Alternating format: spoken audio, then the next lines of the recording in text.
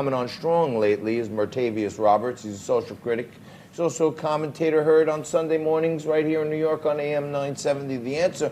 Mertavius, you're an independent. Yes, sir. You're a minority. Yes, sir. So you're in the news all the time because the big get for all these candidates now are independents and minorities. So you're like the Daily Double. Yeah. You're both. Yeah.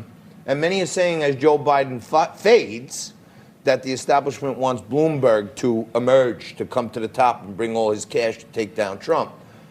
They've been coaching him along nicely. Arresting kids for marijuana, they're all minorities. Yes, that's true. Why? Because we put all the cops in the minority neighborhoods. Yes, that's true. Why we do it? Because that's where all the crime is. And the way you get the guns out of the kids' hands is to throw them against the wall and frisk them. And then they say, oh, I don't want to get caught, so they don't bring the gun. They still have a gun, but they leave it at home. Okay, why is that? Because that's where all the crime is. Yeah. And what do is we throw them up against the wall. Throw them up against the wall. Trump said, don't protect their head when we put them in the cop car. And that was like the worst thing ever. This guy's saying, throw them up against the wall, all these minorities who are committing all these crimes. This is where I have to criticize black people.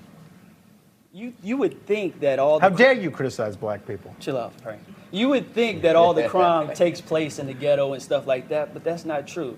You see, where white people are smart is when they do a drug deal or they selling drugs or something like that or prostitution, anything, they got a nice house they go into. So in order for a cop to bust white people, you would have to set up a sting. Now with my people, I don't know why this is, but we'll sell the drugs right on the corner. So we gonna sell you the weed, right? We gonna come up to your car, hey, you want some weed? I got some weed, how much you want? So that's the problem that we have in my community. And Bloomberg, he's just trying to get his numbers up with that statement. Well, I don't think that was 5 years ago, so I don't think he's trying to get his numbers up. Back then he was a Republican. Back then, that was a numbers thing, because you go target the black community, you're gonna get more criminals, so it's gonna make you look like you're cleaning up the city. So it's smart to do that. It's smart to go after the easier criminal instead of getting y'all, because y'all smart with it. All right. Now, President Trump took to Twitter to criticize Mike Bloomberg's statement. Can we put up the tweet that President Trump put up after this audio was leaked and it was revealed? It was pretty interesting. This was just this morning. Have a look. Wow, Bloomberg is a total racist, exclamation point.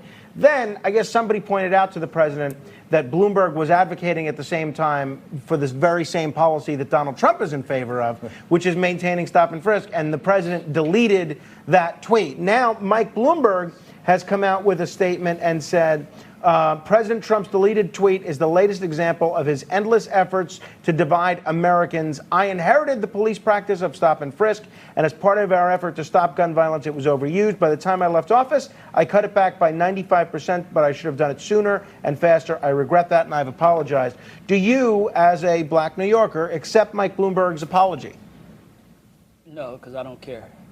I don't care what Bloomberg says, because I wouldn't vote for him anyway, because he don't...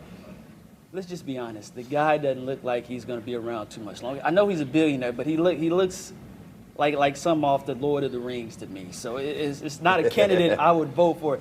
We don't want to admit that, but looks do play a part in who we like to elect. Obama, he looked as good as I do. Trump. Whatever you want to say about him, he's got a beautiful wife. He's got the image. Look at that hairdo.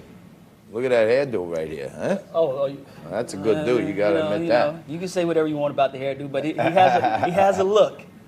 So I understand that, but I wouldn't vote for Bloomberg. So his apologizing, any of his statements, I don't take him seriously. I don't really pay too much attention to him. So his tweet that he sent out that he should have done it sooner. To me, what I heard him saying there was not about stop and frisk. It sounded like the thoughts of a man. It was kind of his philosophical thoughts are. You can Xerox every murderer. They're 16 to 25-year-old minorities. You put the cops in the neighborhoods where the minorities are because that's where the crimes are. It doesn't sound like stop and frisk. It sounds like his philosophy to me.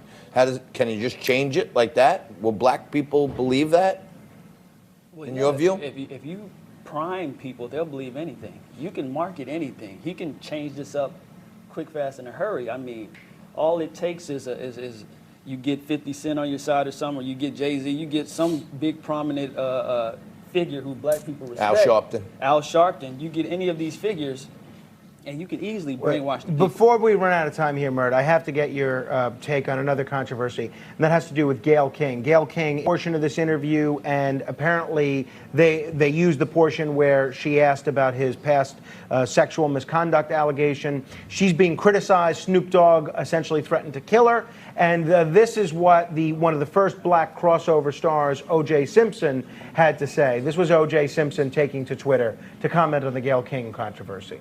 Is this Kobe Bryant, Gayle King thing? I'm not the most objective guy when it comes to Gayle King. A few years back on national TV, she made a comment that it was inappropriate for me to be visiting my ex-wife's grave, something that me, my family, and friends on special occasions and birthdays and Christmas and stuff had done for years, and I couldn't understand why it was any of her business and why she would say that on national TV. I know this thing about Kobe, she's going to claim journalistic integrity. Whole lot of people got journalistic integrity, didn't feel that this was the right time to do that. There'll be plenty of time in the future to bring up all aspects of Kobe's life. Right now, we should be celebrating the greatness of Kobe Bryant. God bless Kobe and his family. Where do you stand, Mert? I'm with OJ. With OJ. I'm with OJ. I support that. Listen, the man was found innocent. He didn't well, do he it. was found not Are we talking guilty. Kobe or OJ? OJ, he was found innocent. Both of them were found innocent, or they, you know, it was Neither were found guilty. No, Let's go. that's- Let's go. Ni- Let's Neither go. one was found innocent. Yeah, Yeah. you know what I mean. Both of them had to write a pretty But- hefty check, as I recall. Yeah, I don't agree. Like with Snoop Dogg, his comments were a little too far, but I respect what OJ said, because why she, you know, if he didn't kill his wife, that's what he's saying.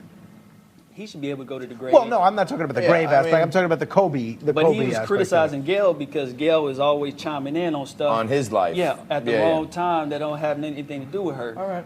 So I'm like, Once we start I'm with defending OJ, that means we're out Well, of time. yeah, when He's an innocent Mertavius says I'm with OJ, That's it. I'm fearful for you, my friend. I'm with OJ. Nobody's really with OJ, but we're going to take a quick break right now. Thank you, Mert, for coming down. Really appreciate it.